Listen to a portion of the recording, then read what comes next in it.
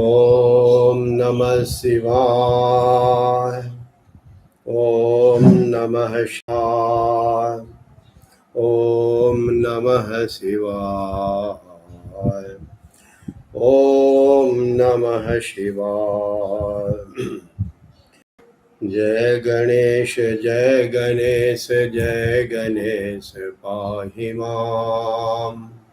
जय गणेश जय गणेश जय गणेश पाहि माम्। जय गणेश जय गणेश जय गणेश पाहि माम्। जय गणेश पाहि माम्। जय गणेश पाहि माम्। जय गणेश जय गणेश जय गणेश पाहि माम्। जय गणेश जय गणेश जय गणेश पाहि माम्। जय गणेश रक्ष माम्। जय गणेश जय गणेश जय गणेश जय गणेश जय गणेश पाहि माम्। जय गणेश जय गणेश जय गणेश पाहि माम्। जय गणेश रक्ष माम्। जय गणेश रक्ष माम्। जय गणेश रक्ष माम्। जय गणेश जय गणेश जय गणेश पाहि माम्। जय गणेश जय गणेश जय गणेश पाहि माम्। जय गणेश जय गणेश जय गणेश रक्ष माम्। जय गणेश रक्ष माम्। जय गणेश रक्ष माम्। जय गणेश जय गणेश जय गणेश पाहि माम्। जय गणेश जय गणेश जय गणेश रक्ष माम्। जय गणेश रक्ष माम्। ओम सरस्वती नमस्तुभ्यं वरदे कामरूपिणी। विद्यारंभं करिष्यामि सिद्धिर्भवतु मे सदा। ओम या कुन्देन्दुतुषारहारधवला या शुभ्रवस्त्रावृता या वीणावरदण्डमण्डितकरा या श्वेतपद्मासना या ब्रह्माच्युतशङ्करः प्रभृतिभिः देवैः सदा वन्दिता। क्षामां पातु सरस्वती भगवती निःशेषजाड्यापहा। शुक्लां ब्रह्मविचारसार परमां आद्यां जगद्व्यापिनीं वीणापुस्तकधारिणीं अभयदां जाड्यान्धकारापहाम्। हस्ते स्फाटिकमालिकां चोदधतीं पद्मासने संस्थितां वन्दे तां परमेश्वरीं भगवतीं बुद्धिप्रदां शारदां। बुद्धिप्रदां शारदाम्। विद्यावन्तं यशस्वन्तं लक्ष्मीवन्तं जनं कुरु।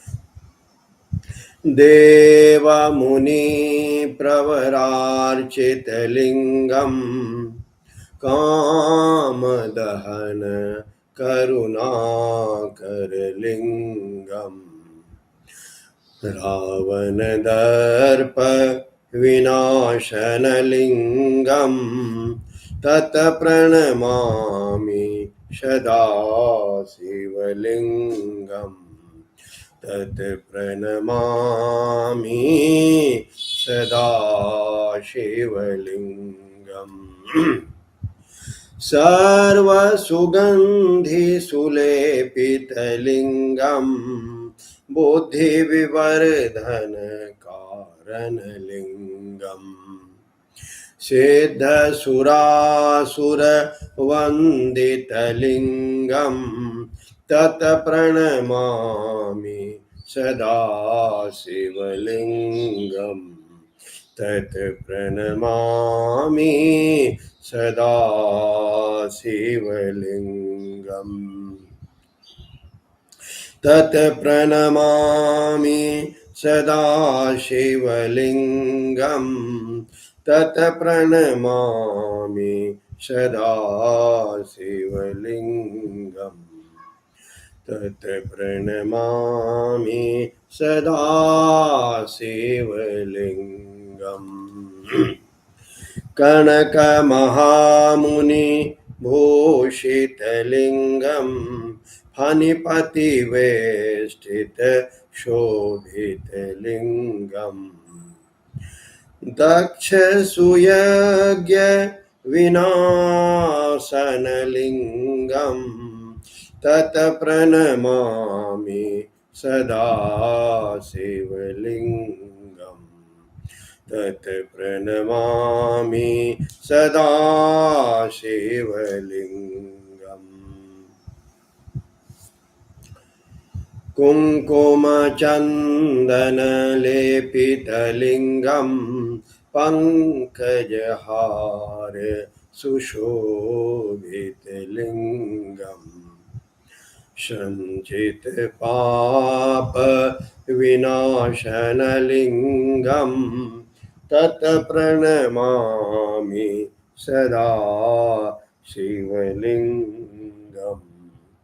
तत्प्रणमामि सदा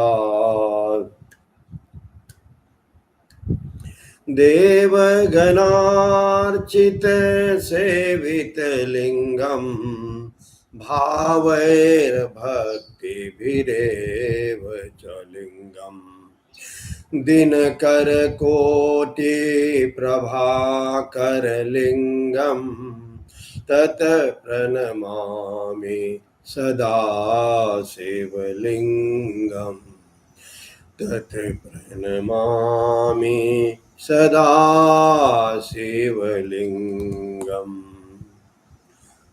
अष्टदलोपरिवेष्टितलिङ्गम् सर्वसमुद्भवकारणलिङ्गम् अष्टदरिद्रविनाशनलिङ्गम् तत्प्रणमामि सदा शिवलिङ्गम् तत्प्रणमामि सदा शिवलिङ्गम् सुरगुरुसुरवरपूजितलिङ्गम् सुरतरुपुष्प सदार्चितलिङ्गम् परात् परं परमात्मकलिङ्गम् तत्प्रणमामि सदा शिवलिङ्गम् तत्प्रणमामि सदा शिवलिङ्गम्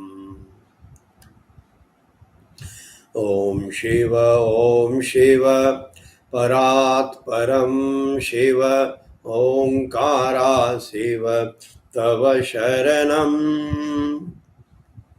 नमामि शंकर भवानी शंकर उमा महेश्वर तव शरणम्।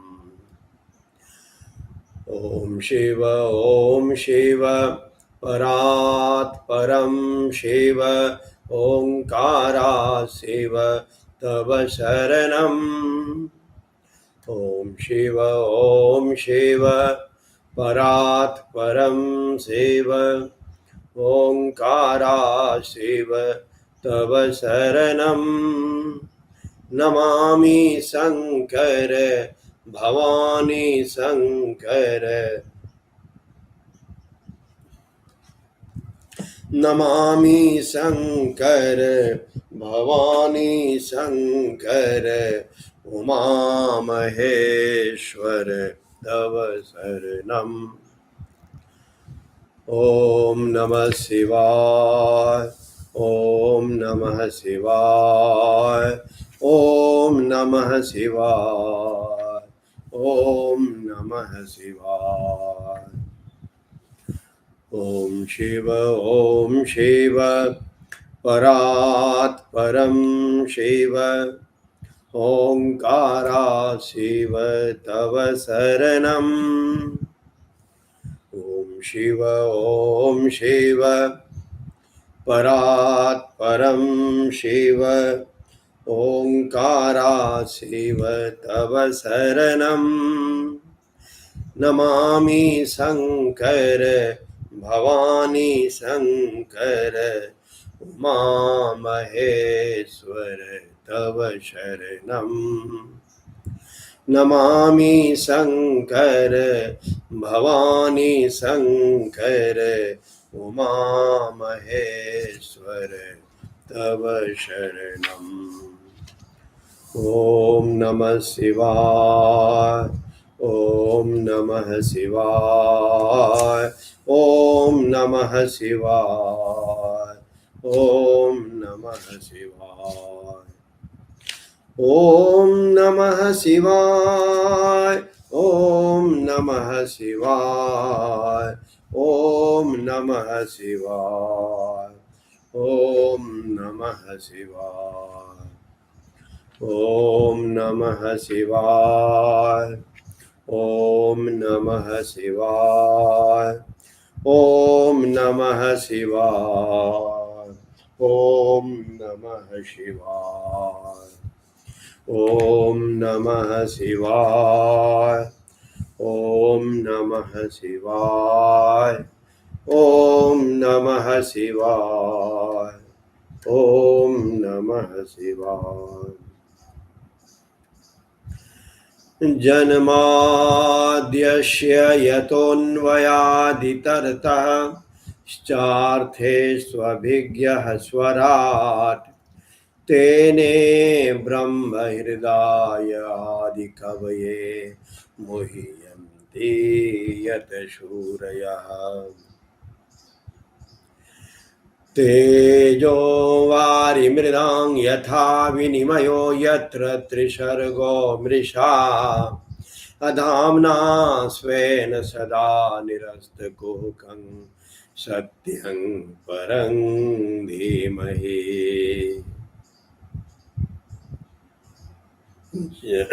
जन्माद्यस्य यतोऽन्वयादितरतः चार्थेष्वभिज्ञः स्वराट् तेने ब्रह्महृदाय आदिकवये मुह्यन्ति यतसूरयः। तेजो वारिमृदां यथा विनिमयो यत्र त्रिसर्गो मृषा अधाम्ना स्वेन सदा निरस्तकुहकं सत्यं परं धीमहि।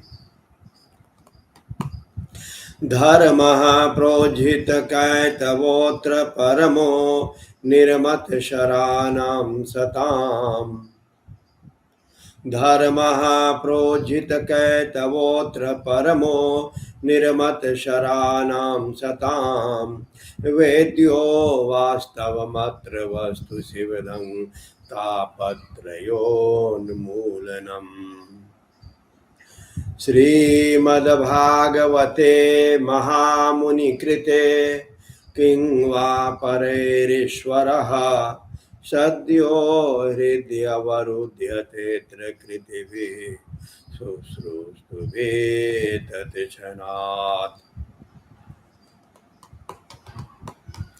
निगमकल्पतरोर्गलितं फलं शुकमुखाद्मृतद्रवसंयुतं पिबत भागवतं रसमालयम् मुहुरहो रसिका भुवि भावुका मुहुरहो रसिका भुवि भावुका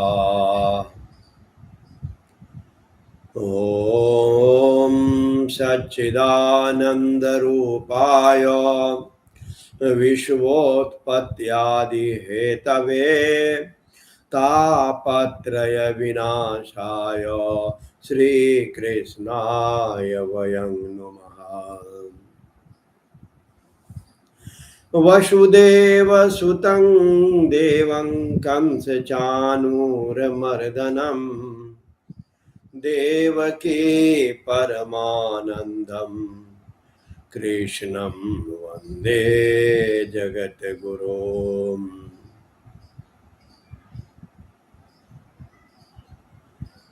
ॐ वसुदेवसुतं देवं कंसचाणूरमर्दनं देवकी परमानन्दं कृष्णं वन्दे जगद्गुरुम्। सच्चिदानन्दरूपाय विश्वोत्पत्त्यादिहेतवे तापत्रयविनाशाय श्रीकृष्णाय वयं नुमः। श्रीकृष्णाय वयं नुमः।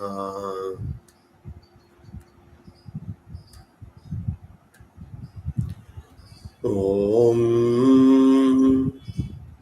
शानन्दमानन्दवने वसन्तम् आनन्दकन्दं हतपापवृन्दं वाराणसीनाथमनाथनाथं श्रीविश्वनाथं शरणं प्रपद्ये।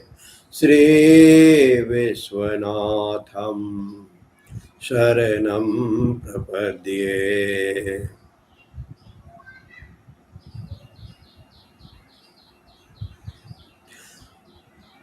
परेषां परम् आपनाशं परेशं गजेन्द्रस्य कीर्तिं वशानां वरेण्यम्। गजेन्द्रस्य कीर्तिं वशानां वरेण्यम्। जटाजूटमध्ये स्फुरद्गाङ्गवारीं जटाजूटमध्ये स्फुरद्गाङ्गवारीं महादेवमेकं स्मरामि स्मरामि।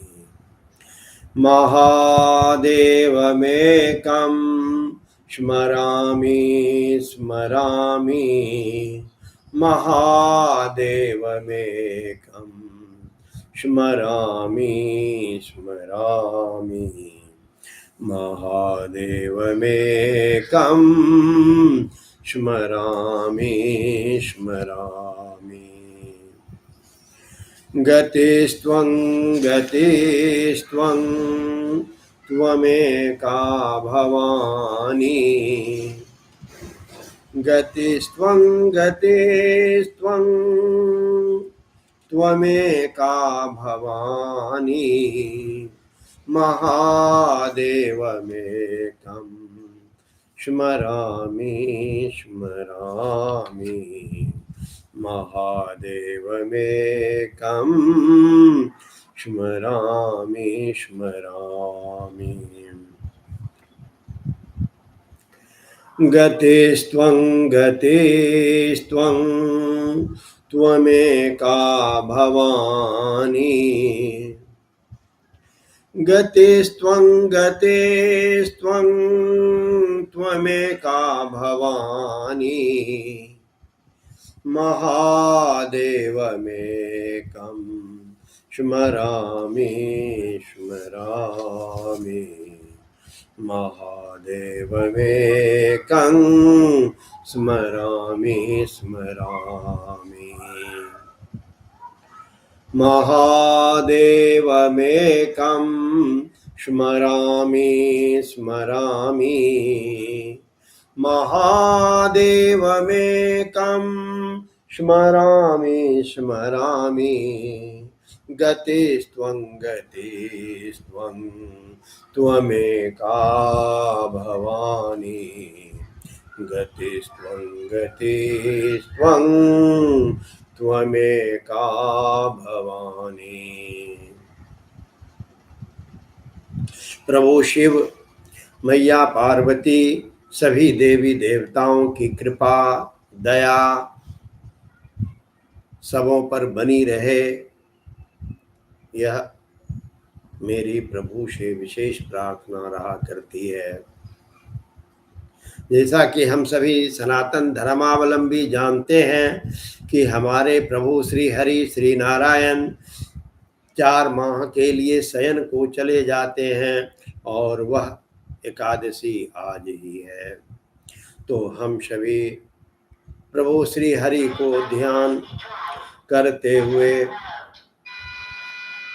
हम सभी प्रभु श्री हरि को ध्यान करते हुए उनके नाम का स्मरण करते रहें। श्रीमन्नारायण नारायण नारायण, श्रीमन्नारायण नारायण नारायण, श्रीमन्नारायण श्रीमन्नारायण नारायण नारायण, श्रीमन्नारायण नारायण नारायण। श्री कृष्ण गोविंद हरे मुरारे, श्री कृष्ण गोविंद हरे मुरारे। हे नाथ नारायण वासुदेव, हे नाथ नारायण वासुदेव। हे नाथ नारायण वासुदेव, हे नाथ नारायण वासुदेव। हे नाथ नारायण वासुदेव, हे नाथ नारायण वासुदेव। हे नाथ नारायण वासुदेव, हे नाथ नारायण वासुदेव।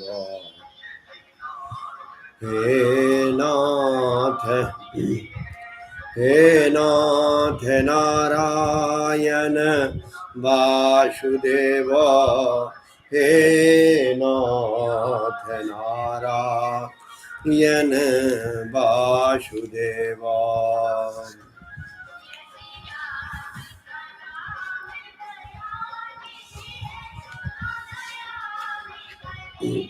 ओम भवानी शंकरो वंदे श्रद्धा विश्वास रूपिणो, अयाभ्यां विना न पश्यन्ति सिद्धाश्वं तस्थमीश्वरम्।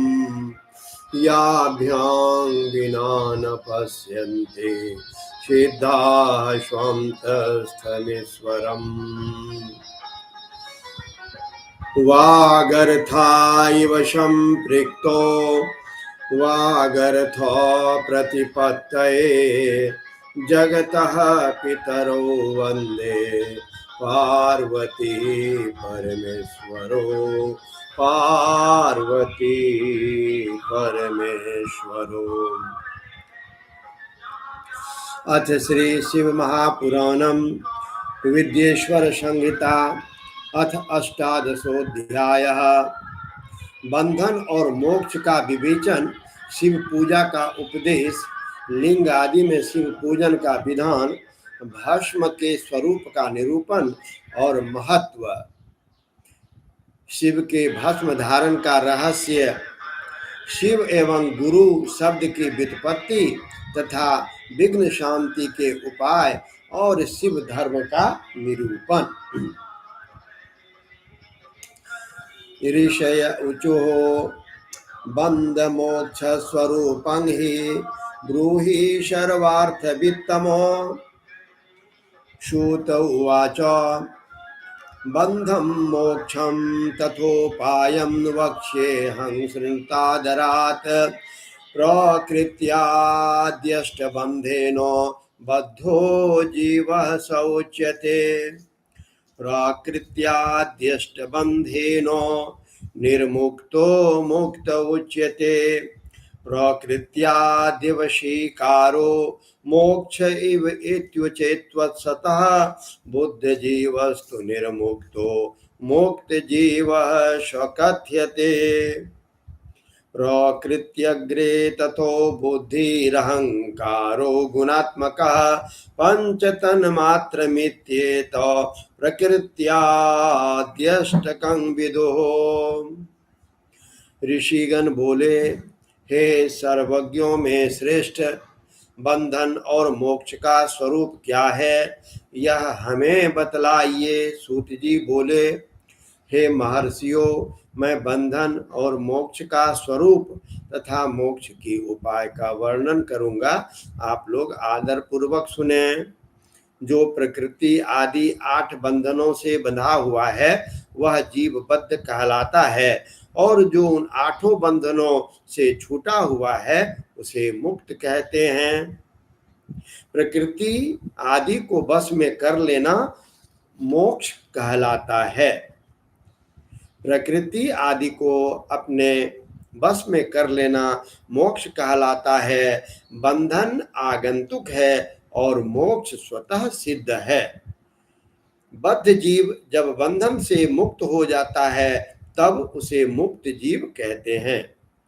प्रकृति, बुद्धि, त्रिगुणात्मक अहंकार और 5 तन्मात्राएं, इन्हें ज्ञानी पुरुष प्रकृत्याद्यष्टक मानते हैं।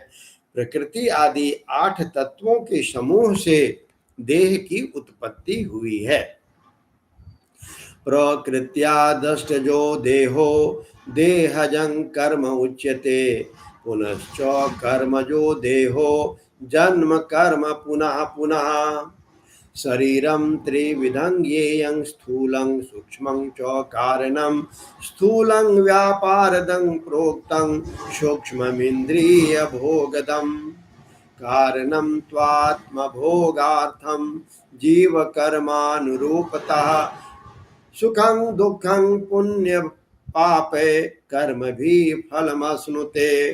तस्माद्धि कर्म रज्ज्वाहि बद्धो जीवः पुनः पुनः। शरीर त्रय कर्मभ्यां चक्रवद् भ्राम्यते सदा। चक्र भ्रम निवृत्त्यर्थं चक्रकर्तारमीडयेत्। प्रकृत्यादि महाचक्रं प्रकृते परतः शिवः। चक्रकर्ता महेशो हि प्रकृतेः परतो यतः। पिबति वाथ वमति जीवावालो जलं तथा। शिवस्तथा प्रकृत्यादि वशीकृत्याधितिष्ठति। सर्वं वशीकृतं यस्मात् तस्मात् शिव इति स्मृतः। शिव एव हि सर्वज्ञः परिपूर्णश्च निष्क्रियः।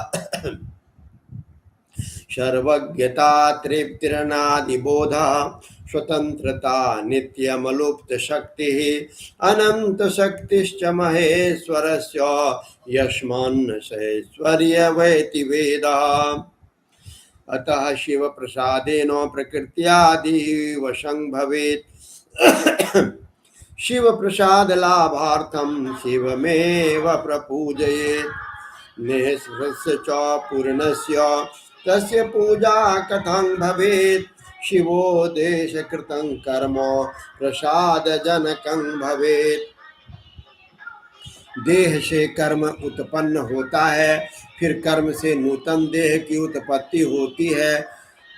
इस प्रकार बार बार जन्म और कर्म होते रहते हैं। शरीर को स्थूल, सूक्ष्म और कारण भेद से तीन प्रकार का जानना चाहिए। स्थूल शरीर जागृत अवस्था में व्यापार कराने वाला, सूक्ष्म शरीर जागृत और स्वप्न अवस्था में इंद्रिय भोग प्रदान कराने वाला, कारण शरीर सुषुप्तावस्था में आत्मानंद की अनुभूति कराने वाला कहा गया है। जीव को उसके प्रारब्ध कर्मानुसार सुख दुख प्राप्त होते हैं। वह अपने पुण्य कर्मों के फलस्वरूप सुख और पाप कर्मों के फलस्वरूप दुख प्राप्त करता है। अतः कर्म पास से बंधा हुआ जीव अपने त्रिविध शरीर से होने वाले शुभाशुभ कर्मों द्वारा सदा चक्र की भांति बार बार घुमाया जाता है। इस चक्रवत भ्रमण की निवृत्ति के लिए चक्रकर्ता का स्तवन एवं आराधन करना चाहिए। प्रकृति आदि जो 8 पास बताए गए हैं उनका समुदाय ही महाचक्र है, जो प्रकृति से परे है। जो प्रकृति से परे है वे परमात्मा शिव है। भगवान महेश्वर ही प्रकृति आदि महाचक्र के कर्ता हैं, क्योंकि वे प्रकृति से परे हैं। जैसे बकायन नामक वृक्ष का थाला जल को पीता और उगलता है, उसी प्रकार शिव प्रकृति आदि को अपने वश में करके उस पर शासन करते हैं। उन्होंने सबको वश में कर लिया है, इसलिए वे शिव कहलाते हैं। शिव ही सर्वज्ञ है, पूर्ण है और शिव ही निष्प्रिय है। सर्वज्ञता, तृप्ति, अनादि बोध, स्वतंत्रता, नित्य और लुप्त शक्ति आदि से संयुक्त होना और अपने भीतर अनंत शक्तियों को धारण करना महेश्वर के इन 6 प्रकार मानसिक ऐश्वर्य को केवल वेद जानता है। अर्थात अतः भगवान शिव के अनुग्रह से ही प्रकृति आदि 8 तत्व वश में होते हैं। भगवान शिव का कृपा प्रसाद प्राप्त करने के लिए ही उन्हीं का पूजन करना चाहिए। शिव तो परिपूर्ण है, निष्प्रिय है, उनकी पूजा कैसे हो सकती है? इसका उत्तर यह है कि भगवान शिव के उद्देश्य से उनकी प्रसन्नता के लिए किया हुआ सत्कर्म उनके कृपा प्रसाद को प्राप्त कराने वाला होता है। लिंगे वीरे भक्त जने शिवमुद्दिश्य पूजयेत्। कायेन मनसा वाचा धनेनापि प्रपूजयेत्। पूजयातु महेशो हि प्रकृते परमः शिवः। प्रसादं कुरुते सत्यं पूजकस्य विशेषतः। शिव प्रसादात् कर्मद्यं क्रमेण स्ववशं भवेत्। कर्मारम्य प्रकृत्यन्तं यदा सर्वं वशं भवेत्। तदा मुक्त इति प्रोक्तः स्वात्मा रामो विराजते। प्रसादात् परमेशस्य कर्म देहो यदा वशः। तदा वै शिवलोके तु वासः सालोक्यमुच्यते। सामीप्यं याति संवस्य तन्मात्रे च वसंगते।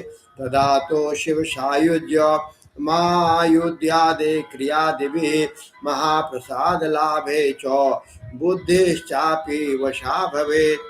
बुद्धिस्तु कार्यं प्रकृतेस्तत् सृष्टिरिति कथ्यते। पुनर्महाप्रसादेन प्रकृतिर्वशमेष्वति। शिवस्य मानसैश्वर्यं तदा यत्नं भविष्यति। सार्वज्ञाद्यं शिवैश्वर्यं लब्ध्वा स्वात्मनिराजते। तत्सायुज्यमिति प्राहुर्वेदागमपरायणा। एवं क्रमेण मुक्तेस्या लिंगादो पूजया स्वतः। अतः शिव प्रसादार्थम क्रियाद्ये पूजयेत् शिवम। शिव क्रिया शिव तपः शिव मंत्र जपः सदा।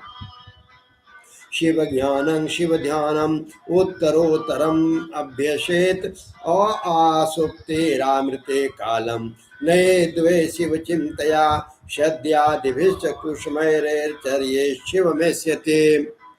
शिवलिंग में शिव की प्रतिमा में तथा शिव भक्त जनों में शिव की भावना करके उनकी प्रसन्नता के लिए पूजा करनी चाहिए।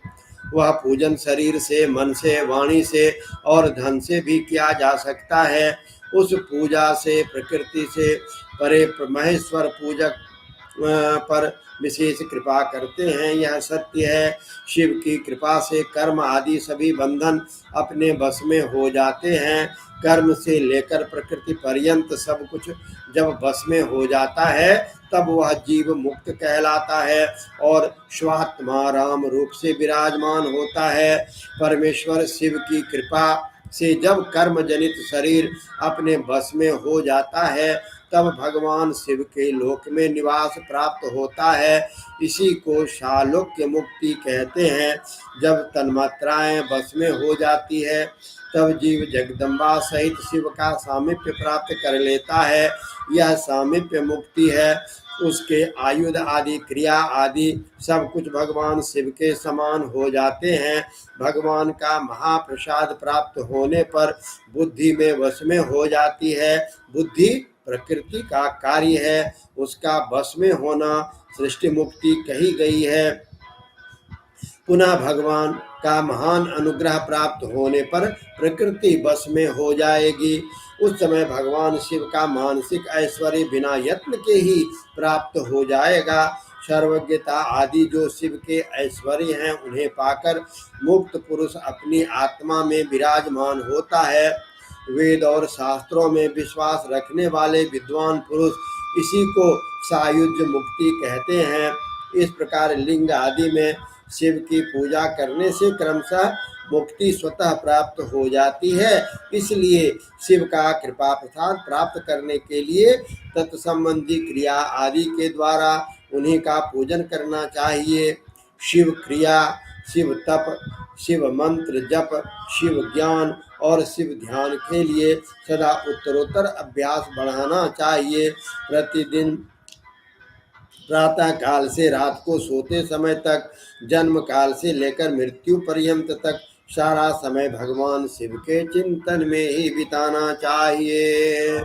ओम नमः शिवाय, ओम नमः शिवाय, ओम नमः शिवाय, ओम नमः शिवाय। इस प्राण वायु को इस प्रकार बना लें कि ये आते जाते शिव का नाम लेते रहे और यह बहुत ही सरल है। किसी दिन मैं बताऊंगा कि आपकी सांस से कैसे बिना बोले वो जप होने लगता है। बस हमें सिर्फ अपनी आस्था उनमें बनाए रखनी है। सद्यो जातादि मंत्रों तथा नाना प्रकार के पुष्पों से जो शिव की पूजा करता है वह शिव को ही प्राप्त होता है। ऋषय ऊचु लिंगादो शिव पूजाया विधानं ब्रूहि सुब्रत। हे प्रभु, ऋषिगण बोले हे सुब्रत, अब आप लिंग आदि में शिव की पूजा का विधान बताइए। श्रुतवाच लिंगानां च क्रमं वक्ष्ये यदावच्छृणुतु द्विजा तदेव लिंगं प्रथमं प्रणवं सार्वकामिकं। सूक्ष्म प्रणव रूपं हि सूक्ष्म रूपं तो निष्कलं स्थूल लिंगं हि सकलं तत्पंचाक्षरमुच्यते। तयोः पूजा तपः प्रोक्तं साक्षान् मोक्ष प्रदे उभे पौरुष प्रकृति भूतानि लिंगानि शुभहोनि च तानि विस्तरतो वक्तुं शिवो वेत्ति न चापरः भू विकारानि लिंगानि ज्ञातानि प्रब्रवीमि वः। स्वयंभू लिंगं प्रथमं विन्दुलिंगं द्वितीयकं प्रतिष्ठं चरं चैव गुरुलिंगं तो पंचकं।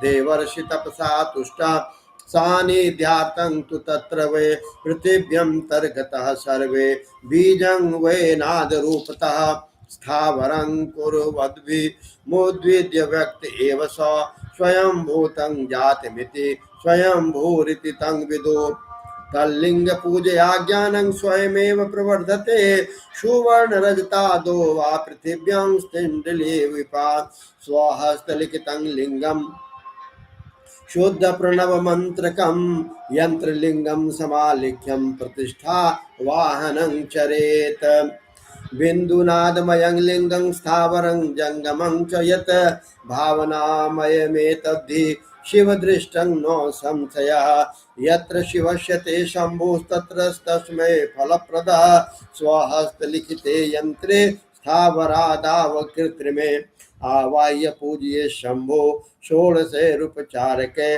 स्वयमैश्वर्यमाप्नोति ज्ञानमभ्यासतो भवेत्। सूत जी बोले, हे द्विजो, आप लोग हे द्विजो, मैं लिंगों के क्रम का यथावत वर्णन कर रहा हूँ, आप लोग सुनिए।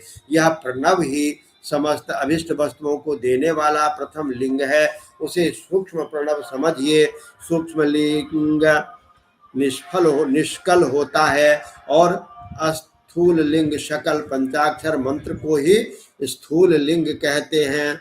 उन दोनों प्रकार के लिंगों का पूजन तप कहलाता है। उन दोनों प्रकार के लिंगों का पूजन तप कहलाता है। वे दोनों ही लिंग साक्षात मोक्ष प्रदान करने वाले हैं।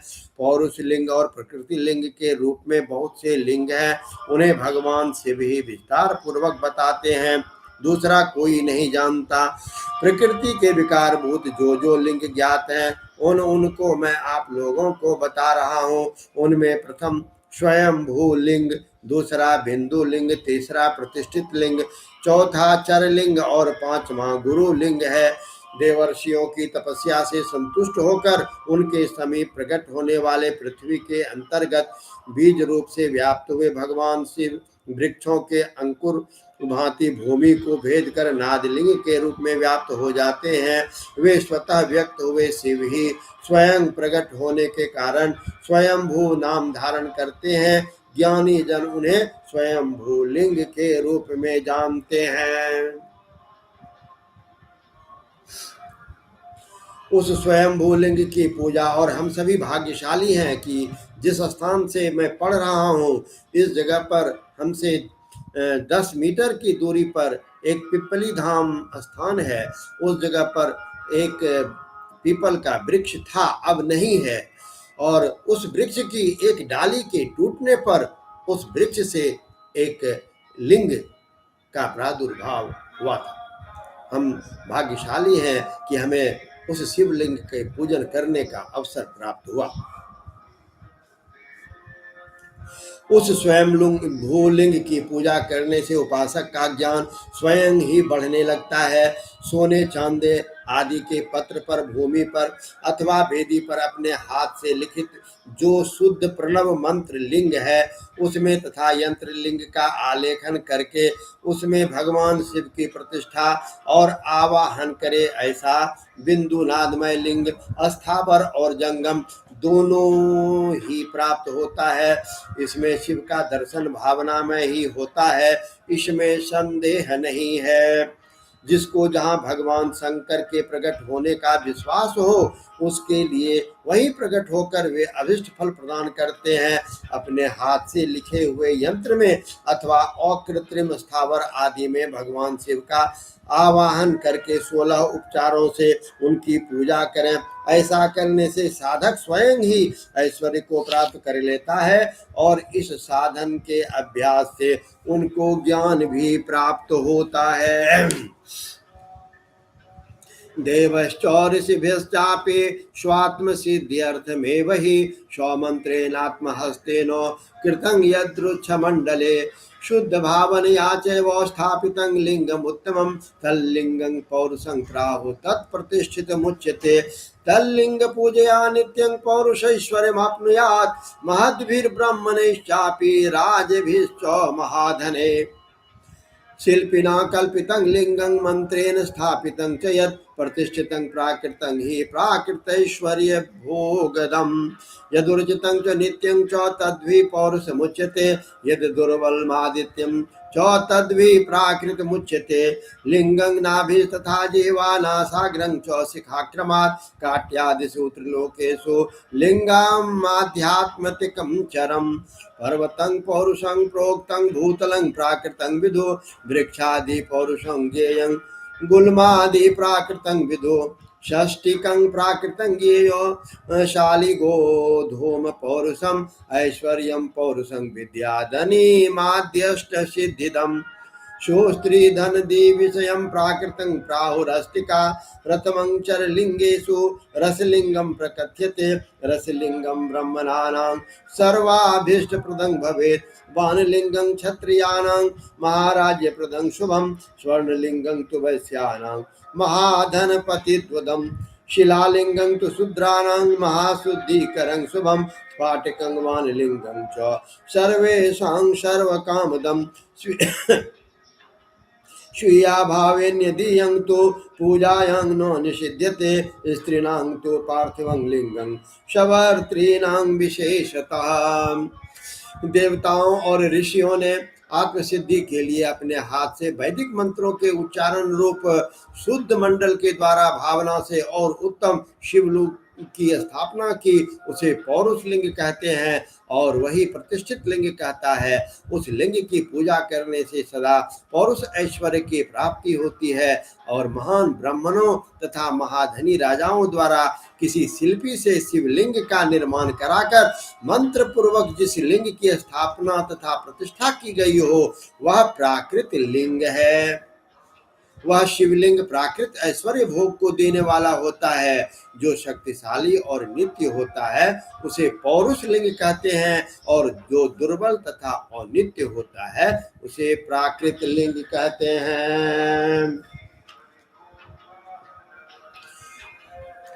लिंग नाभि जिह्वा नासिका अग्रभाग और शिखा के क्रम से कटी हृदय और मस्तक तीनों स्थानों में जो लिंग की भावना की गई है उसे आध्यात्मिक लिंग को ही चरलिंग कहते हैं। पर्वत को पौरुष लिंग बताया गया है और भूतल को विद्वान पुरुष प्राकृत लिंग मानते हैं। वृक्ष आदि को पौरुष लिंग जानना चाहिए। गुल्म आदि को प्राकृत लिंग कहा गया है। साठी नामक धान्य को प्राकृत लिंग समझना चाहिए और साली अगहनी एवं गेहूं को पौरुष लिंग। अनिमा और आठों सिद्धियों को देने वाले जो ऐश्वर्य हैं उसे पौरुष ऐश्वर्य ही जानना चाहिए। सुंदर स्त्री तथा धन आदि विषयों को आस्तिक पुरुष प्राकृत ऐश्वर्य कहते हैं। चरलिंग में सबसे प्रथम रसलिंग का वर्णन किया जाता है। रसलिंग ब्राह्मणों को उनकी सारी अभिष्ट वस्तुओं को देने वाला है। शुभ कारक वानलिंग क्षत्रियों को महान राज्य की प्राप्ति कराने वाला है। सुवर्ण लिंग वैश्यों को महाधनपति का पद प्रदान कराने वाला है तथा सुंदर शिलालिंग सूत्रों को महाशुद्धि देने वाला है। स्फटिक लिंग तथा वन लिंग तथा लोगों को उनकी समस्त कामनाएं प्रदान करते हैं। अपना न हो तो दूसरे का स्फटिक या वन लिंग भी पूजा के लिए निषिद्ध नहीं है।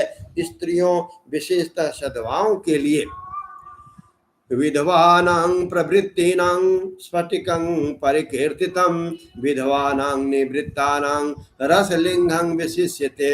बाल्ये वा यौवने वापि वार्धके वापि सुवृता शुद्ध स्फटिकलिंगं तो स्त्रीणां तत्सर्वभोगदम्। प्रवृत्तानां पीठपूजा सर्वाभीष्टप्रदा भुवि पात्रे नैव प्रवृत्तस्तु सर्वपूजां समाचरेत्। नैवेद्यं चाभिषेकान्ते शाल्यन्येन समाचरेत्। पूजान्ते स्थाप्योल्लिङ्गं सम्पुटेषु पृथक् गृहे। करपूजा निवृत्तानां स्वभोज्यं तु निवेदयेत्। निवृत्तानां परं सूक्ष्मं लिङ्गमेव विशिष्यते। विभूत्यभ्यर्चनं कुर्यात् विभूति च निवेदयेत्। पूजां कृत्वा तल्लिंगं शिरसा धारयेत् सदा। विभूति स्त्री विधा प्रोक्ता लोक वेद शिवाग्निभिः। लोकाग्नि जमथो भस्म द्रव्य शुद्ध्यर्थमावयेत्। मृदरुलोहरूपाणां धन्यानां च तथैव च तिलादीनां च द्रव्याणां वस्त्रादीनां तथैव च तथा पर्यूषितानां च भस्मना शुद्धिरिष्यते शिवादिभिर्दूषितानां च भस्मना शुद्धिरिष्यते सजलं निर्जलं भस्म यथा योग्यं तु योजयेत् वेदाग्निजं तथा भस्म तत्कर्मं ते सुधारयेत् मंत्रेण किरीया जन्यं कर्माग्नो भस्म रूपधृक् तद भस्म धारणत कर्मं स्वात्मन्योरोपितं भवेत् अघोरेणात्ममन्त्रेण विल्वकाष्ठं प्रहादयेत् शिवाग्निरिति संप्रोक्तस्तेन दग्धं शिवाग्निजम्। प्रवृत्ति मार्ग में स्थित विधवाओं के लिए स्फटिक लिंग की पूजा बताई गई है, परंतु विरक्त विधवाओं के लिए रस लिंग की पूजा ही श्रेष्ठ कहा गया है। हे सुब्रतो, बचपन में, युवावस्था में और बुढ़ापे में भी शुद्ध स्फटिकमय शिवलिंग का पूजन स्त्रियों को समस्त भोग प्रदान करने वाला है। गृहासक्त स्त्रियों के लिए पीठ पूजा भूतल पर संपूर्ण अभिष्ट को देने वाली है। प्रवृत्ति मार्ग में चलने वाला पुरुष सुपात्र गुरु के सहयोग से ही समस्त पूजा कर्म संपन्न करे। इष्ट देव का अभिषेक करने के पश्चात अगहनी के चावल से बने हुए खीर आदि पकवानों द्वारा नैवेद्य अर्पण करे। पूजा के अंत में शिवलिंग को पधरा करके भीतर पृथक संपुट की स्थापित करें। जो निवृत्ति मार्गी पुरुष हैं उनके लिए हाथ पर ही शिवलिंग की पूजा का विधान है। उन्हें भिक्षादि से प्राप्त हुए अपने भोजन को ही नैवेद्य के रूप में निवेदित करना चाहिए। निवृत्त पुरुषों के लिए सूक्ष्म लिंग ही श्रेष्ठ बताया जाता है। वे विभूति के द्वारा पूजन करें और विभूतियों को ही नैवेद्य के रूप में निवेदित करें। पूजा करके उस लिंग को सदा अपने मस्तक पर धारण करें। विभूति 3 प्रकार की होती है। कौन कौन? लोकाग्नि जनित विभूति, वेदाग्नि जनित विभूति और शिवाग्नि जनित विभूति। अब लोकाग्नि जनित या लौकिक भस्म को द्रव्यों की शुद्धि के लिए लाकर रखो। मिट्टी, लकड़ी और लोहे की पात्रों की, धान्यों की, तिल आदि द्रव्यों की, वस्त्र आदि की तथा पर्युषित वस्तुओं की शुद्धि भस्म से होती है। कुत्ते आदि से दूषित हुए पात्रों की भी शुद्धि भस्म से मानी गई है। वस्तु विशेष की शुद्धि के लिए यथा योग्य सजल अथवा निर्जल भस्म का उपयोग करना चाहिए। वेदाग्नि जनित जो भस्म है उसको उन वैदिक कर्मों के अंत में धारण करना चाहिए। मंत्र और क्रिया से जनित जो होम कर्म है वह अग्नि में भस्म का रूप धारण करता है। उस भस्म को धारण करने से वह आत्मा में आरोपित हो जाता है। अघोर मूर्तिधारी शिव का जो अपना मंत्र है उसे पढ़कर बेल की लकड़ी को जलाएं। उस मंत्र को अभिमंत्रित अग्नि को शिवाग्नि कहा जाता है। कपिला गोमयं पूर्वं केवलं गव्यमेव वा शम्य स्वस्थ पलाशान् वा भटरग्वाद विल्वकान् शिवाग्निना दहे क्षुद्रं तद्वै भस्म शिवाग्निजनत् दर्भाग्नो वा देहात् काष्ठं शिवमन्त्रं समुच्चरन् सम्यक् संशोध्य वस्त्रेण नवकुम्भे निधापयेत् दिव्यर्थं तत्तु संग्रह्यं मन्यते पूज्यते च भस्म शब्दार्थ एवं हि शिवः पूर्वं तथा करोत् यथा स्वविषये राजा सारं गृह्णाति यत्करं यथा मनुष्या सस्यादीन् दग्ध्वा सारं भजन्ति वे यथा हि जठराग्निश्च भक्ष्यादीन् निवेदाना बहून् दग्ध्वा सारतरं सारा स्वदेहं परिपुष्यते तथा प्रपञ्चकर्तापि स्वशिवः परमेश्वरः स्वाधिष्ठेय प्रपंचस्य दग्ध्वा सारं गृहीतवान् दग्ध्वा प्रपंचं तद्भस्म स्वात्मन्यारोपयेत् शिवः उद्वलनस्य व्याजेन जगत् सारं गृहीतवान् स्वरत्नं स्थापयामास स्वकीये ही शरीर के केशमाकाश सारेण वायुसारेण वै मुखम हृदयं चाग्निसारेण त्वपं शोरेण वै कटिं जानुं चावनिसारेण तद्वत् सर्वं तदङ्कं ब्रह्म विष्णु स्वरुद्राणां सारं चैव त्रिपुण्ड्रकं तथा तिलकरूपेण ललाटां ते महेश्वर भो वृद्ध्या सर्वमेतद्वि मन्यते स्वयमित्यसो प्रपंचसार सर्वस्वमनेनैव वशीकृतम्। उनके द्वारा जले हुए काष्ठ का जो भस्म है वह शिवाग्नि जनित है। कपिला गाय के गोबर अथवा गाय मात्र के गोबर को तथा समी, पीपल, पलाश, बट, अमलतास और बिल्व इनकी लकड़ियों को शिवाग्नि से जलाएं, वह शुद्ध भस्म शिवाग्नि जनित माना गया है। अथवा कुश की अग्नि में शिव मंत्र के उच्चारण पूर्वक काष्ठ को जलाएं, फिर उस भस्म को कपड़े से अच्छी तरह छानकर नए घड़े में रखकर उसे समय समय पर अपने कांति या शोभा की वृद्धि के लिए धारण करें। ऐसा करने वाला पुरुष सम्मानित एवं पूजित होता है। पूर्व काल में भगवान शिव ने भस्म शब्द का ऐसा ही अर्थ प्रकट किया था। जैसे राजा अपने राज्य में सारभूत कर को ग्रहण करता है, वैसे मनुष्य सस्य आदि को जलाकर उसका सार ग्रहण करते हैं। जैसे जठरानल नाना प्रकार के भक्ष, भोज्य और पदार्थों की भारी मात्रा में ग्रहण करके उसे जलाकर सारतर वस्तु ग्रहण करता है, उस सारतर वस्तु से स्वदेह का पोषण करता है, उसी प्रकार प्रपंचकर्ता परमेश्वर शिव ने अपने आधेय रूप में विद्यमान प्रपंच को जलाकर भस्म रूप से उसके सार तत्व को ग्रहण किया है। प्रपंच को दग्ध करके शिव ने उसके भस्म को अपने शरीर में लगाया है। उन्होंने विभूति भस्म पोतने के बहाने जगत के सार को ही ग्रहण किया है। शिव ने अपने शरीर में अपने लिए रत्न स्वरूप भस्म को इस प्रकार स्थापित किया है। आकाश के सार तत्व से केश, वायु के सार तत्व से मुख, अग्नि के सार तत्व से हृदय, जल के सार तत्व से कटिभाग, पृथ्वी के सार तत्व से घुटने को धारण किया है। इसी तरह उनके सारे अंग उनके विभिन्न सार रूप हैं।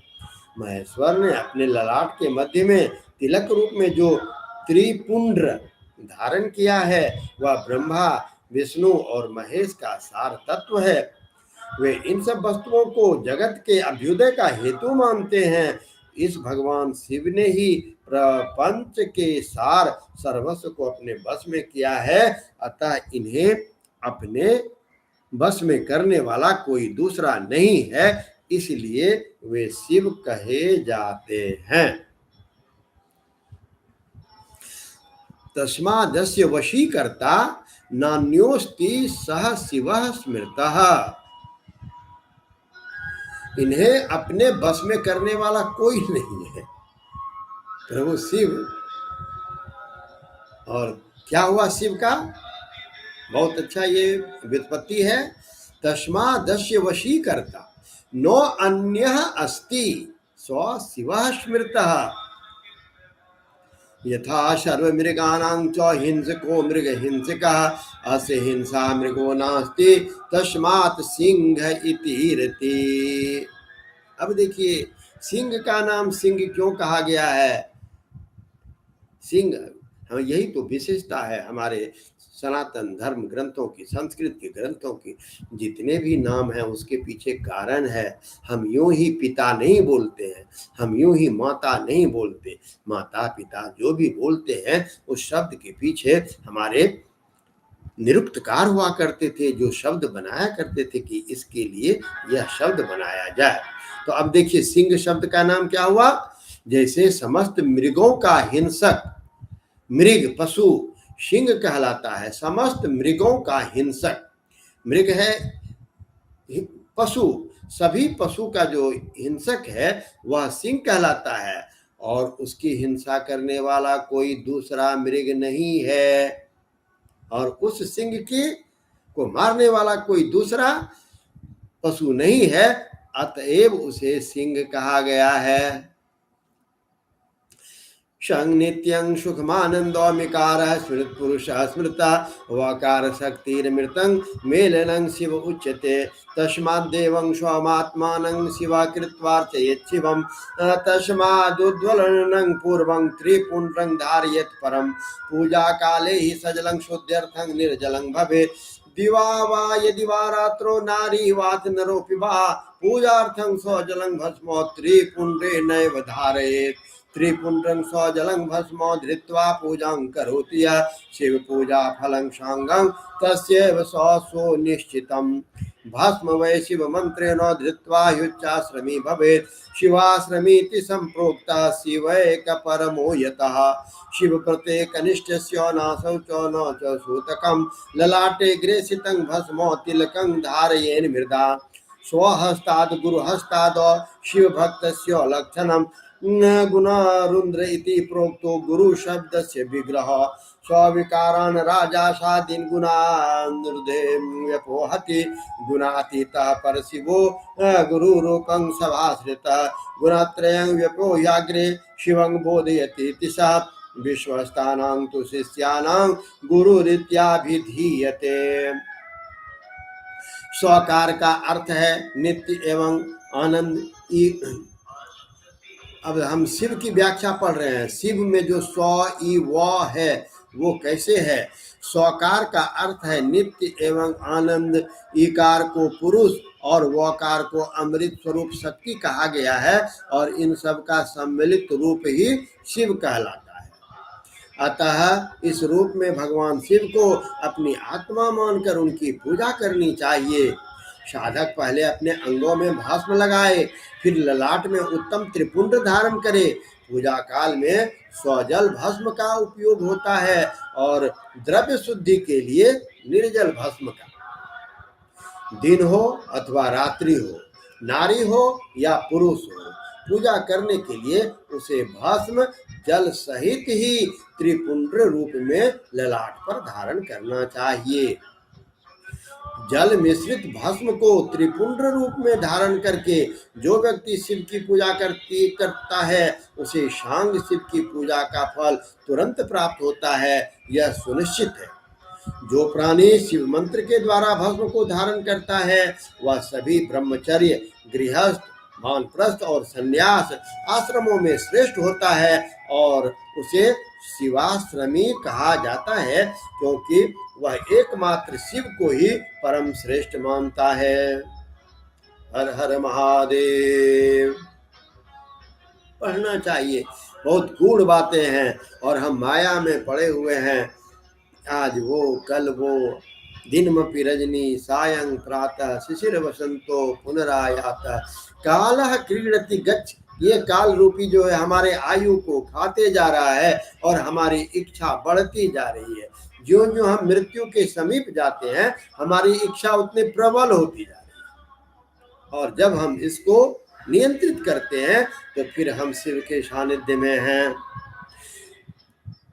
यह शिव एकमात्र परम श्रेष्ठ मानता है। शिव व्रत में एकमात्र शिव में ही निष्ठा रखने वाले को न तो औसोच का दोष लगता है और न सूतक का। ललाट के अग्रभाग में अपने हाथ से या गुरु के हाथ से श्वेत भस्म या मिट्टी से तिलक लगाना चाहिए। यह शिव भक्त का लक्षण है। जो गुणों का रोध करता है वह गुरु है। जो गुणों का रोध करता है वह गुरु है। यह गुरु शब्द का विग्रह कहा गया है। गुणातीत परम शिव राजस आदि स्विकार गुणों का अवरोध करते हैं, दूर हटाते हैं, इसलिए वे सबके गुरु रूप का आश्रय लेकर स्थित हैं। गुरु विश्वासी शिष्यों के 3 गुणों को पहले दूर करके उन्हें शिव तत्व का बोध कराते हैं, इसीलिए ये गुरु कहलाते हैं।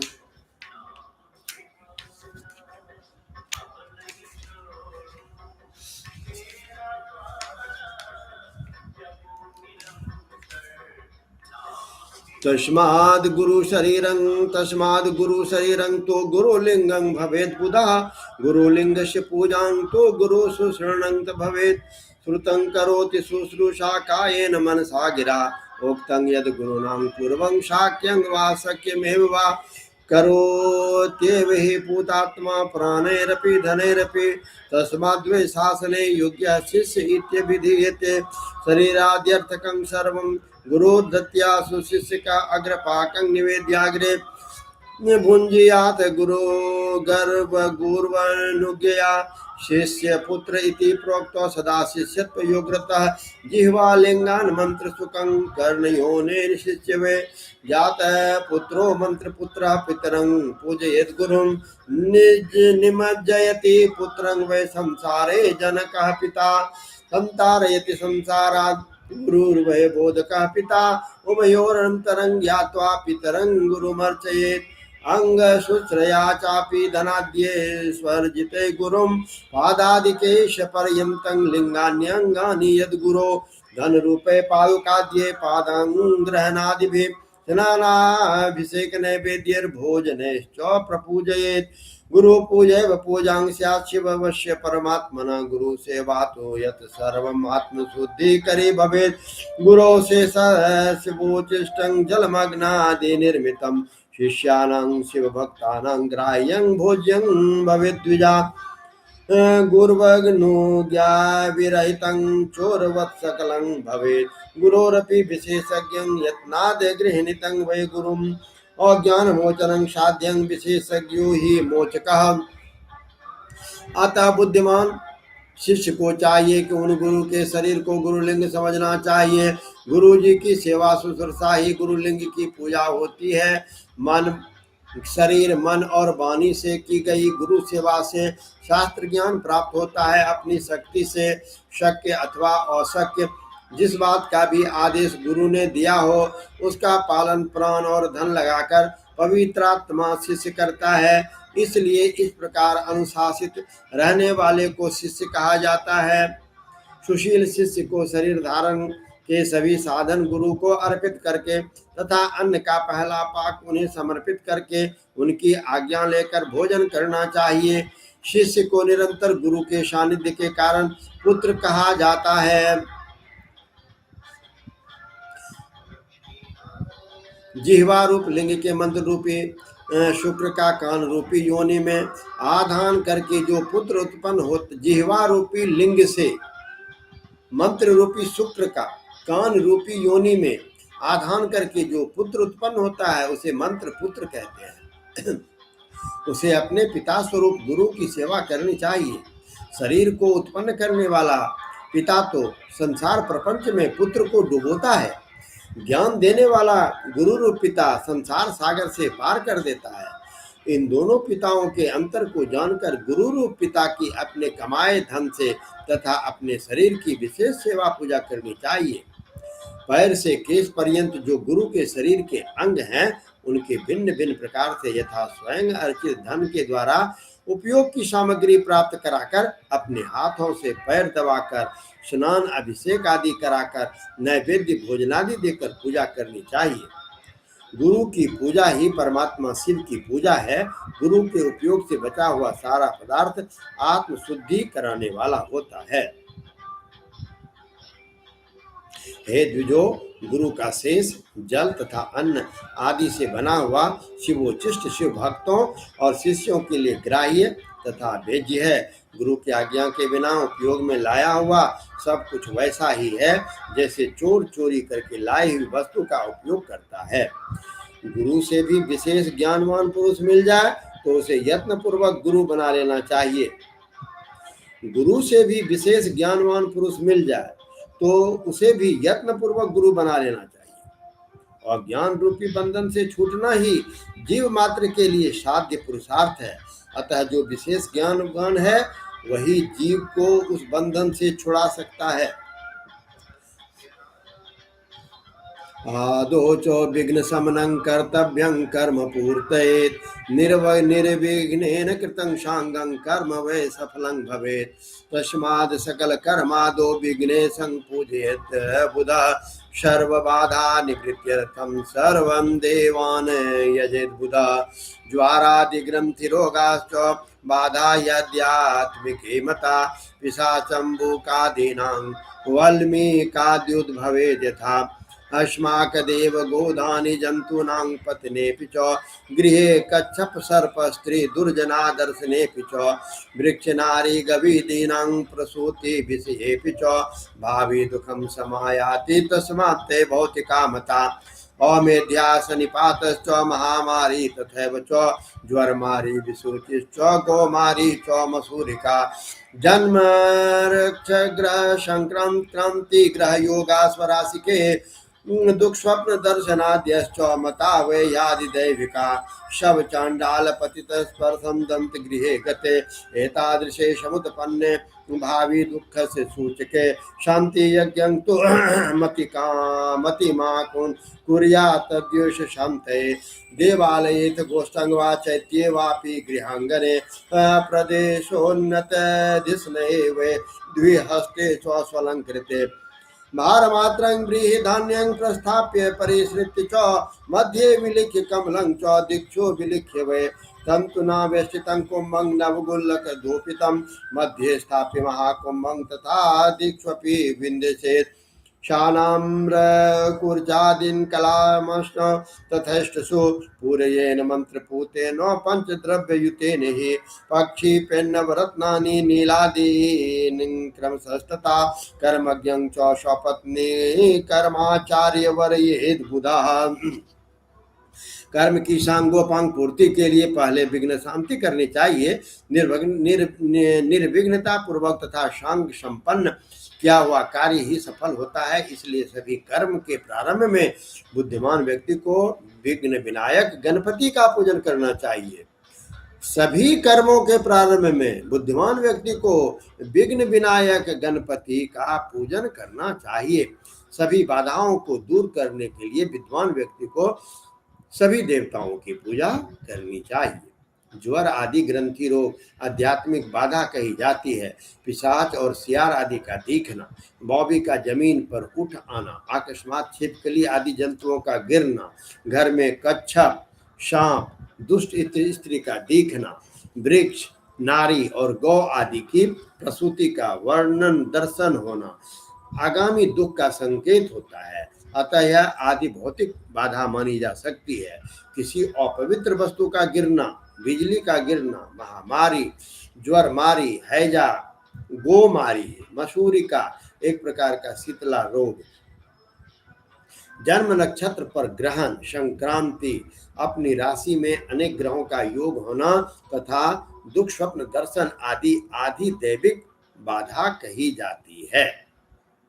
सब चांडाल और पतित का स्पर्श अथवा इनका घर के भीतर आना भावी दुख का सूचक होता है।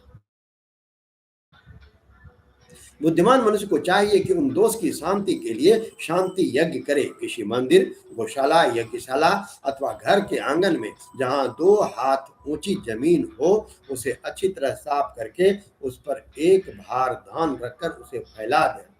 उसके बीच में कमल बनाएं तथा कोण सहित 8 दिशाओं में भी कमल बना दें। फिर प्रधान कलश में सूत्र बांधकर तथा गुग्गल की धूप दिखाकर उसे बीच में तथा दिशाओं में बनाए हुए कमलों पर 8 कलश स्थापित कर दें।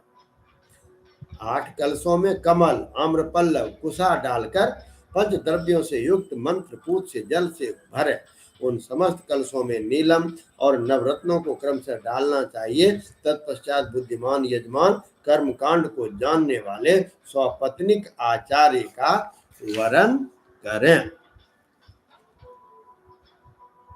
जब कभी मौका मिले, अभी तो आप लोग संक्षेप में सुनते, लेकिन सुनते रहिए, बहुत ही अच्छा प्रसंग है, ज्ञानवर्धक है। हम सभी पढ़ते नहीं हैं और इसके बाद वही होता है कि जो बोलता है उसके पीछे पीछे हम चलते रहते हैं। तो पुस्तक को जरूर, ये पुस्तक नहीं, ये ग्रंथ है, ये हमारे आदि ऋषियों की दी हुई हमको धरोहर है। ये हम सभी भाग्यवान हैं जो कि इस प्रकार के ग्रंथ हमारे पास आज उपलब्ध है और इसे खरीद कर हमें अपने घर में जरूर रखना चाहिए। बहुत अच्छी अच्छी बात है। सुवर्ण प्रतिमा विष्णोरिन्द्रियादीनां च निक्षिपेत् शरीरस्के मध्य कुंभे विष्णुमावाह्य पूजयेत् प्रागादिषु यथा मंत्रम इंद्रादीन् क्रमशो यजेत् तत्तन्नाम्ना चतुर्थ्यां च नमोन्तेन यथा क्रमम् आवाहनादिकं सर्वं माचार्येणैव कारयेत् आचार्य ऋत्विजकः सार्धं तन्मन्त्रं प्रजपेक्षतम् कुंभस्य पक्षिमे भागे जपान्ते होम आचरेत् कोटिलक्षं सहस्रं वा शतमष्टोत्तरं बुधा एकाहं वा नवाहं वा तथा मंडलमेव वा यथा योग्यं प्रकुर्वीत कालदेशानुसारतः समी होमस्य समत्यर्थे वृत्त्यर्थे च पलासकं समीदन्नाज्य दय द्रव्ये नाम्ना मंत्रेण वा हुनेत् प्रारंभे यत् कृतं द्रव्यं तत्क्रियां तं समाचरेत् पुण्याहं वाजित्वान्ते दिने संप्रोक्षयेत् जले ब्राह्मणान् भोजयेत् पश्चात् वाद्याहुति संख्यया आचार्यश्च हविष्यामि ऋत्विजश्च भवेत् बुधा आदित्यादीन ग्रह निष्ठ्या सर्वहोमन्त एव हि ऋत्विग्भो दक्षिणां दद्यान् नवरत्नं यथाक्रमं दशदानं ततः कुर्यात् भूरिदानं ततः परम् बालानामुपनीतानां गृहीणां वाणिनां धनं कन्यानां च सभृत्रीणां विधवानां ततः परं तंत्रोपकरणं सर्वम् आचार्य निवेदयेत्। भगवान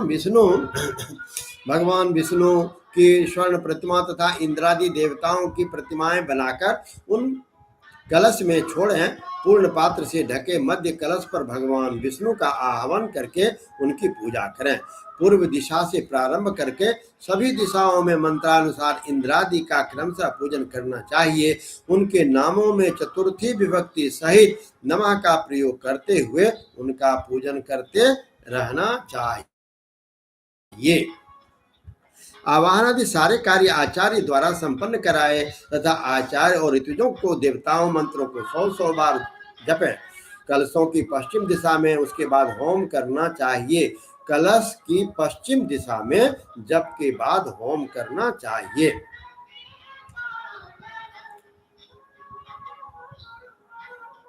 हे विद्वज्जनों, वह जप होम करोड़ लाख हजार अथवा 108 की संख्या में हो सकता है।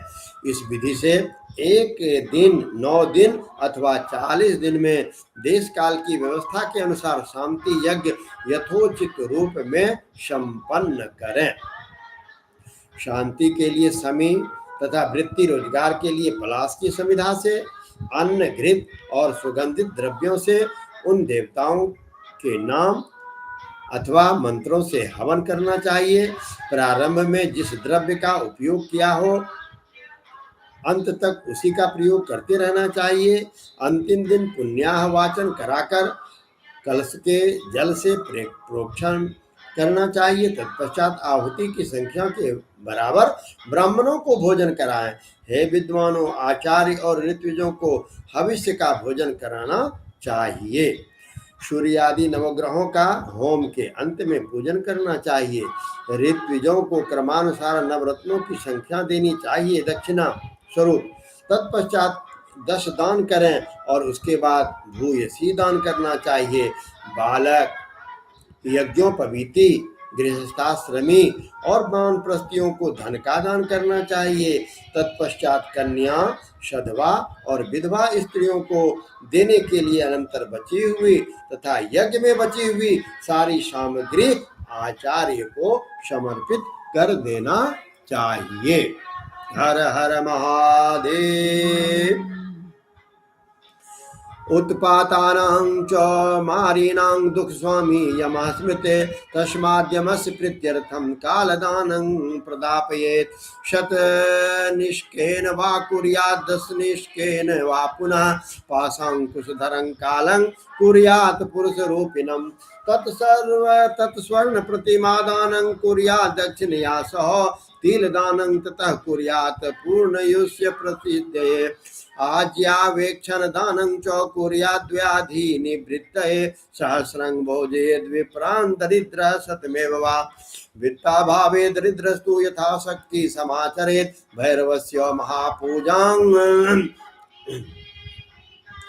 कुर्याद् भूतादिसंतये महाभिषेकं नैवेद्यं शिवास्यं ते तु कारयेत् ब्रह्मणान् भोजयेत् पश्चात् दरे भूरि भोजन रूपतः एवं कृतेन यज्ञेन दोष शांति मवाप्नुयात् शांति यज्ञ में कुर्याद् वर्षे तु फाल्गुने दूरदर्शनाशो सद्यो वे मासमात्रे समाचरेत् महापापादि संप्राप्तो कुर्याद् भैरव पूजनम् महाव्याधि समुत्पन्नो संकल्पं पुनराचरेत् सर्वाभावे दरिद्रस्तु दीपदानमथाचरेत् तदप्यशक्तः स्नात्वा वे यत् किंचित् दानमाचरेत् दिवाकरं नमस्कुर्यान् मन्त्रेणाष्टोत्तरं शतं सहस्रमयुतं लक्षं कोटिं वा कारयेत् बुधः नमस्कारात्मयज्ञेन तुष्टास्यु सर्वदेवता ततस्वरूपेर्पिता बुद्धिर्नं ते शून्ये च रोचते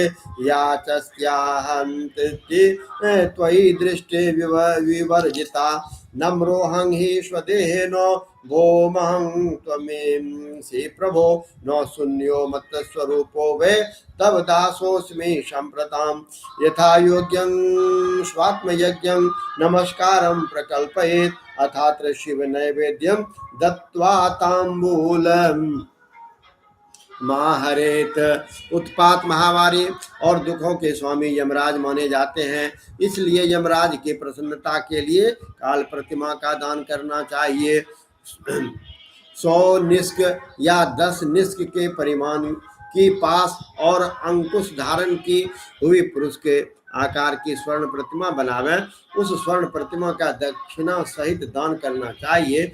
उसके बाद पूर्णायु प्राप्त करने हेतु तिल का दान करना चाहिए। रोग निवारण के लिए घृत में अपनी परछाई देकर दान करना चाहिए। 1000 ब्राह्मणों को भोजन कराना चाहिए। धनाभाव में 100 ब्राह्मण यथाशक्ति ब्राह्मणों को भोजन कराना चाहिए। भूत आदि की शांति के लिए भैरव की महापूजा करें। अंत में भगवान शिव का महाभिषेक और नैवेद्य समर्पित करके ब्राह्मणों को भूरी भोजन कराना चाहिए। इस प्रकार यज्ञ संपन्न होने से दोषों की शांति हो जाती है। इस प्रकार यज्ञ संपन्न होने से दोषों की शांति हो जाती है। और यदि महापाप भी हो जाए तो भैरव की पूजा करनी चाहिए। महाव्याधि हो जाए तो यज्ञ का पुनः संकल्प लेकर उसे संपन्न करना चाहिए। और किंचन दरिद्र व्यक्ति तो केवल दीपदान ही कर दे, उतना भी ना हो सके तो स्नान करके कुछ दान कर दे। 108, 1000, 10,000, 1 लाख या 1 करोड़ मंत्रों से भगवान सूर्य को नमस्कार करके इस नमस्कारात्मक यज्ञ से सभी देवता प्रसन्न हो जाते हैं। भगवान शिव की इस प्रकार प्रार्थना करें, मेरी बुद्धि आपके ज्योतिर्मय रूप पूर्ण स्वरूप में लगी है। मुझ में जो अहंता थी वह आपके दर्शन से नष्ट हो गई है। मैं अपनी देह से आपको प्रणाम करता हूँ। हे प्रभु, आप महान हैं, आप पूर्ण हैं, आप मेरा स्वरूप हैं, आप ही सब कुछ हैं। मैं तो इस समय आपका दास हूँ। इस प्रकार यथा योग्य नमस्कार पूर्वक स्वात्म यज्ञ करना चाहिए। तत्पश्चात भगवान शिव को नैवेद्य देकर तांबूल समर्पित करना चाहिए। शिव प्रदक्षिणं कुर्यात् स्वयमष्टोत्तरं शतं सहस्रमयुतं लक्षं कोटिमन्येन कारयेत्। शिव प्रदक्षिणात् सर्वं पातकं नश्यति क्षणात्। दुःखस्य मूलं व्याधेर्मूलं हि पातकं। धर्मे नैव हि पापानां पनोदन स्मृतं। शिवोद्देशकृतो धर्मः क्षमः पापा विनोदने। अध्यक्षं शिव धर्मेषु प्रदक्षिणमिति ऋतं। क्रिया जप रूपं हि प्रणवन्तु प्रदक्षिणं। जननं मरणं द्वन्द्वं माया चक्रमिति ऋतं। शिवस्य माया चक्रं हि बलिपीठं तदुच्यते। बलिपीठं समारम्य प्रादिक्षण्यक्रमेण वे पदे पादं तरे गत्वा बलिपीठं समाविशेत्। नमस्कारं ततः कुर्यात् प्रदक्षिणमिति ऋतं निर्गमा जननं प्राप्ते नमस्त्वात्मसमर्पणं जननं मरणं द्वन्द्वं शिवमाया समर्पितं शिवमायार्पितद्वन्द्वो न पुण्यस्त्वावभाग् भवेत् यावद्देहं क्रियाधीनः स्वजीवो बद्ध उच्यते देहत्रय वशीकारे मोक्ष इत्युच्यते बुधे माया चक्र प्रणेता ही शिव परम कारणम शिव मायार्पित द्वंद्वं शिवस्तु परिमार्जितः शिवेन कल्पितं द्वंद्वं तस्मिन्नेव समर्पयेत् शिवस्याति प्रियं विद्यात् प्रदीक्षण नमो बुधा प्रदीक्षण नमस्कारा शिवस्य परमात्मनः षोडशैरूपचारैश्च कृता पूजा फलप्रदा प्रदीक्षणा विनाश्यं हि पातकं नास्ति भूतले तस्मात् प्रदीक्षणेनैव सर्व पापं विनाशयेत्। तब स्वयं 108 बार शिव की प्रदक्षिणा करनी चाहिए। 1000, 10,000 या 1,00,000 या करोड़ प्रदक्षिणा कर दूसरों के द्वारा कराई जा सकती है। शिव की प्रदक्षिणा से सारे पापों का तत्क्षण नाश हो जाता है। दुख का मूल व्याधि है और व्याधि का मूल पाप में होता है। धर्माचरण से ही पापों का नाश बताया गया है। भगवान शिव के उद्देश्य से किया गया धर्माचरण पापों का नाश करने में समर्थ होता है।